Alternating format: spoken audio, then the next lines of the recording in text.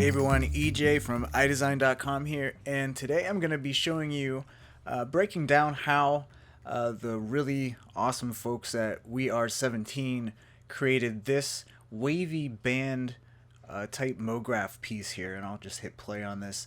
So we have all these ribbon bands kind of flowing, waving, and taking a good look at this. You're like, oh, that doesn't look too hard. This looks gorgeous. It's just very elegant, very simple. So I was like, all right, well, let's try to figure out how these guys went about doing this. And I finally figured it out after banging my head against the wall for quite a long time. And here is my version of it. So we got the bands waving and the little end tag there. Put my little eye logo in there. So let me just kind of talk you through or walk you through my original process here of how I figured this out, because it looks a lot easier than it was to figure out. But you would normally think immediately to, okay, I'm going to get a cube, right, and I'm going to place it in a cloner, and I'm going to just apply a effector to it, and I'm going to set it to, like, put some noise in it. So I got some noise in here, and affect the position of just the polygon. So I'm going to go to the deform. I'm going to go to polygon mode, so it's going to deform all these polygons, and I have my shader set to a spherical fall off, and you'll see that immediately what I thought was going to work is looking kind of janky. But we are getting some kind of the elements here with the shader effector, with the noise in here. So I have some animated noise, and it's driving that kind of waviness. But we got a lot of weird stuff going on, a lot of weird deformation going on. No matter how much I crank up the segments in Z, it's not looking very great at all. So that was my first test, my first failed attempt at trying to do this, and I realized, all right, this is going to be a little bit harder than I thought to recreate. So scrap that idea, and I figured, okay, if I have all this deformation on the geometry, I was like, all right, well, what if I went about the route of using a spline and then just sweeping a rectangle along the spline instead of using this cube? So that's what I tried next. So I have this helix that has a 0 start and 0 end radius, so that just is a straight spline. And then I have my rectangle swept along it, and then I'm going to apply my shader as a child of the helix, and I'm going to deform it all the points. So it's set to point mode. So I'm going to turn this on, and you can see that, all right, this is looking actually pretty dang good. I can go into my subdivision on my helix and kind of crank this up, and looking not too shabby. I can go in here and even crank up the animation speed here, and looking pretty good. But the other part of the equation is to get those bands in a row like this, we need to clone that single band across the entire screen. So you would think, all right, I'm just going to simply group these under a null, place this into a cloner, and immediately you can see that we're, number one, really slow in the viewport, but number two, since we have the shader needing to be a child of that helix to affect it, the shader is being cloned as well. So we don't have one central cloner that we can animate. If I move this shader, that's moving all of the clone shaders as well. So this got me really close. So I started thinking of another way that I can create a spline and then have that spline be affected by an effector individually. So I have the shader being applied to this cloner instead of in this hierarchy here. And finally figure out how to do it. And that's what I'm going to show you right now.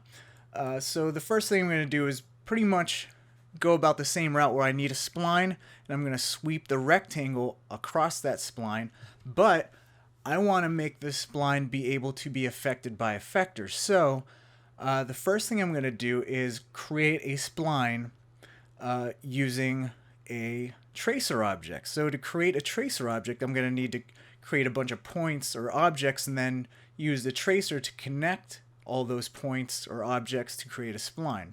So I'm going to create a cloner here, and I'm just going to clone some nulls. So I'll name this null cloner, and let's create a null and drop it in our null cloner here, and let's bring the count up to say 10 for starters, and then I'm just going to crank up in the Z here about 100. And what I found for this is that whatever the count is, just multiply it by 10, and that'll be the spacing. That gives you good spacing, and you can't see the nulls right now. So let's go into our null object here, go to display, and let's give it a circle and maybe bring it to 20 centimeters. And then the color is being driven by the color option in our cloner. So I'm just going to give this a brighter kind of blue so we can definitely make those out. So now we're going to use these nulls. We're going to connect them, and we're going to form our tracer, or we're going to trace them and form our spline. So let's go to mograph here, go to tracer, and that automatically puts our null cloner in here. We're not going to trace the paths. We're going to go ahead and trace connect elements, and we don't want to trace vertices. And we'll just turn on the subgroups, TP subgroups, and let's see, nodes only is good. So we now have this spline here. So let's go ahead, and we need to actually create an effector to start moving these guys. So let's go, and again we'll use a shader effector, and then we'll just use some noise to drive the animation. So I'm going to go in here, and by testing out all these types of noise, I found that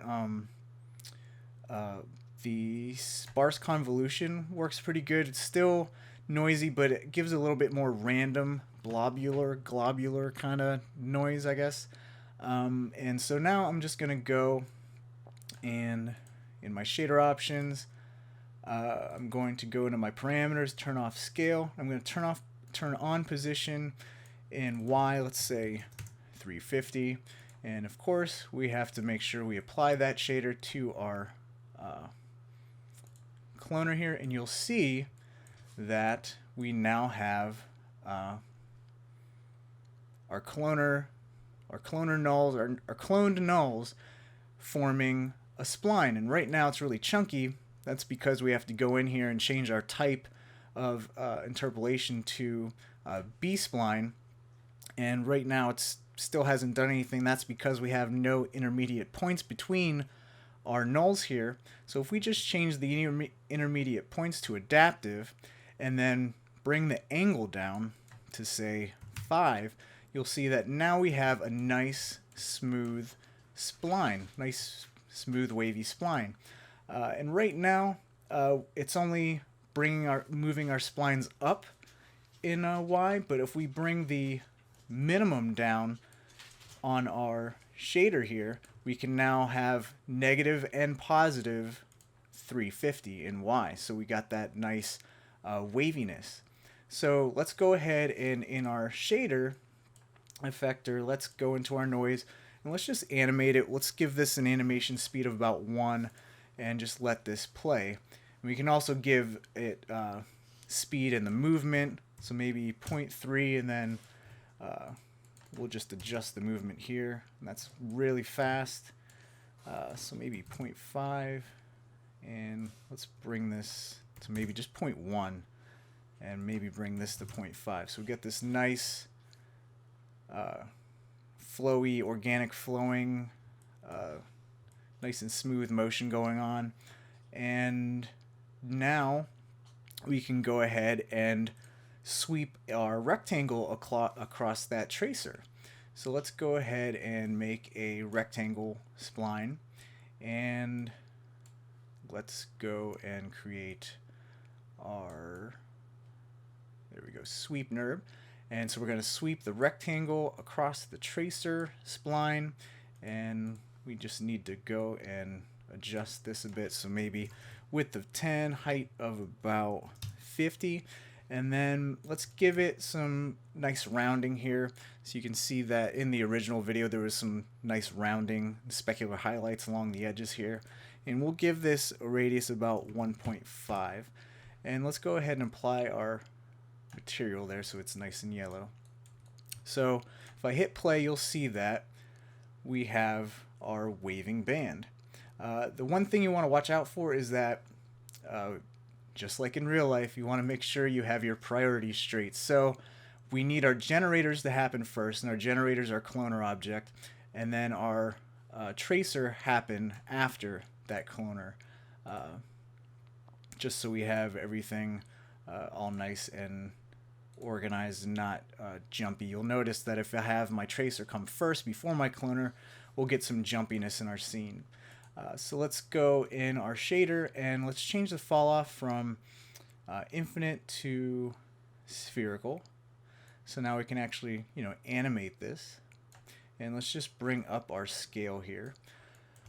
And let's make our band way long. So let's increase the count.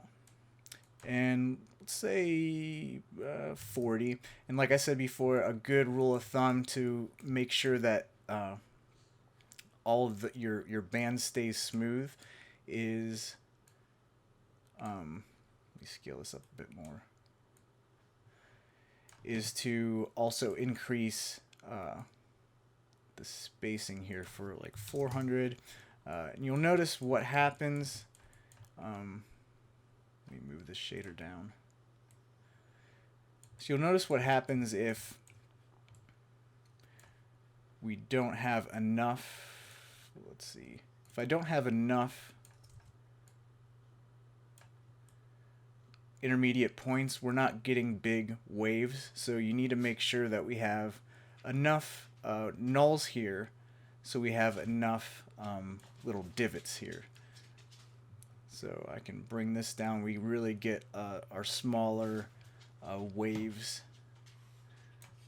So you can play around with that and get different kind of like lengths of bands and waviness here.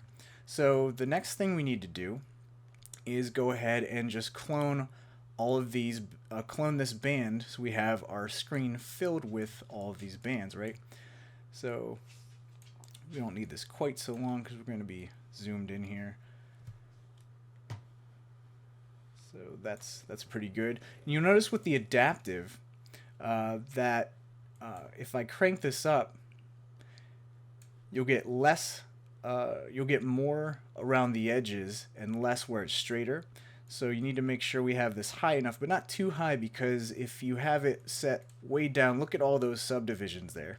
And this is really going to bog your scene down, especially right when you're about to clone it. So I think 5 is good, but when you actually render, I'd even bring this down a little bit more, but just for working purposes, I'm just going to leave that angle at 5.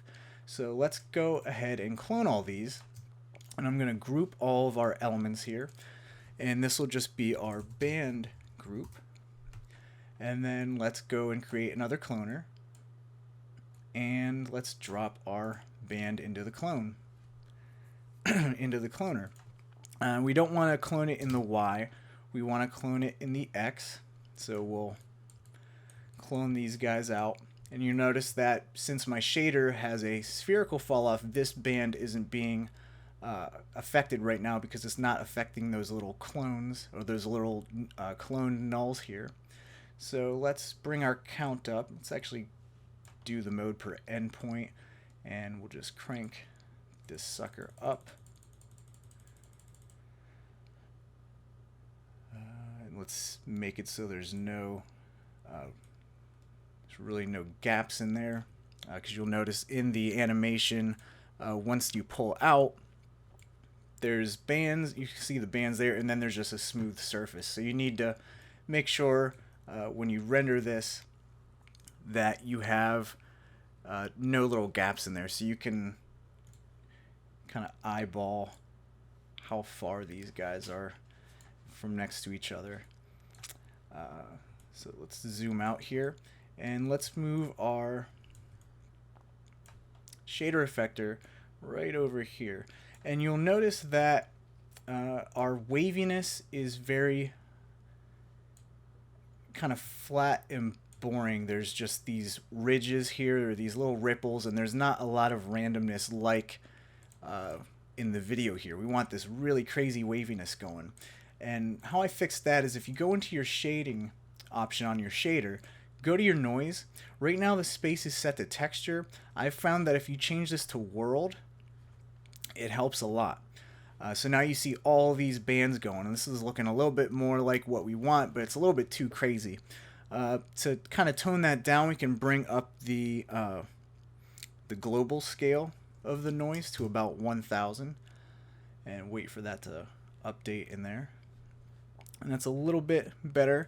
We can also change our relative scale here, so we're making this a little bit longer in the X. Maybe give this about 110% in the Y, and then for Z we'll just leave that alone. But you can see that now we have these nice ridges, and since this is animated, we can hit play, and unfortunately this is really bogging down my scene, but we can also go into our tracer here, and like I said before, we can really bring down the amount of geometry for the time being to speed up our viewport by jacking up this angle. And now let's see if we can play it in the viewport. Cool. So now we can let's just do this. I got the new Mac Pro going, but this is still cranking, still bringing it to his knees here in the viewport. So you see we have this nice undulation that's matching what I had in the scene here. So we can just zoom in and get a really nice kind of angle here. And if you bring your camera in and look through the camera, we can give it a nice shallow or nice small focal length. So we have this really nice perspective here, like forced perspective, looking really good. And that's basically it. So you can then go ahead and animate your shader fall off. So here it is up here. So you can animate it coming through your scene, and then as the fall off goes away, we have this everything smoothing out. So that's how I got this little end part. So here's the fall off, and then I just animate the fall off in either corner. So I have two shader effectors going and affecting my piece here. So that's about it. And then when you go to render, come on. One important thing is, you would think, all right, this is really slowing down my scene. Let's go ahead and render instances. Flattens everything out. Want. So unfortunately, you have to turn that off and keep that off. But again, jacking that up really helps. Look at how fast. Oh, come on, you worked fast before. Look at how fast it's going now compared to, where it was before. You can even bring this all the way to 90. And you can get some of your speed back here. And then when you go to render, even bring this down to 1% and render that, and we have these really nice smooth bands going on. Did I hit render? There we go.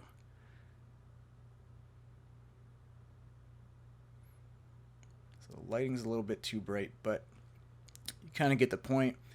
We've got the nice smooth edges here, and all that is driven by our shader effector.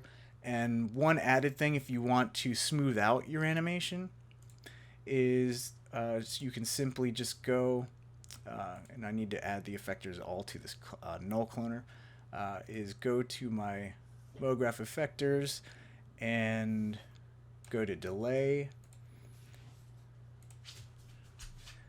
and that added that, and we're just gonna choose blend and just blend everything out. So all that movement's gonna really be more smoothed out, and you can even add more crazy randomness to this by even adding a random effector and applying that first before your shader. And let's go ahead and do that. Go to our null cloner. Let's make this random effector applied first. Turn off position. We're just going to use this to randomize the weight here. So you can see that kind of smoothed everything out. You can go into random mode and change it to like turbulence. You can even set like an animation speed, so you have like two separate noise animations driving these bands. So not only the noise in the shader, but the noise in this random turbulence. And you can bring this down pretty low, and you see we have, if I zoom out, we have a lot that creates a lot more random band wavy action going on. So that, you know, depending on what you're looking for, that could be kind of cool. Or you can just, you know, crank this up to 150 and kind of smooth everything out, but still have a little bit of random waviness here, or even bring this up even more. So that is how I went about creating the We Are 17 animation. And again, here's mine. Got the waviness. So this is basically the same thing, only rendered out. Got the nice rounded edges here. And then everything was, all the cloners were so close together that once the shader effector passes through, you just have this flat, smooth surface. So that was mine. And and there is the We Are 17 that inspired this whole thing. I don't know if that's how they made this, but that's how I went about it. If you have any ideas of how they might have gone about this, hit me in the comments. But till next time, I hope you enjoyed this, and I'll see you in the next tutorial. Thanks for watching.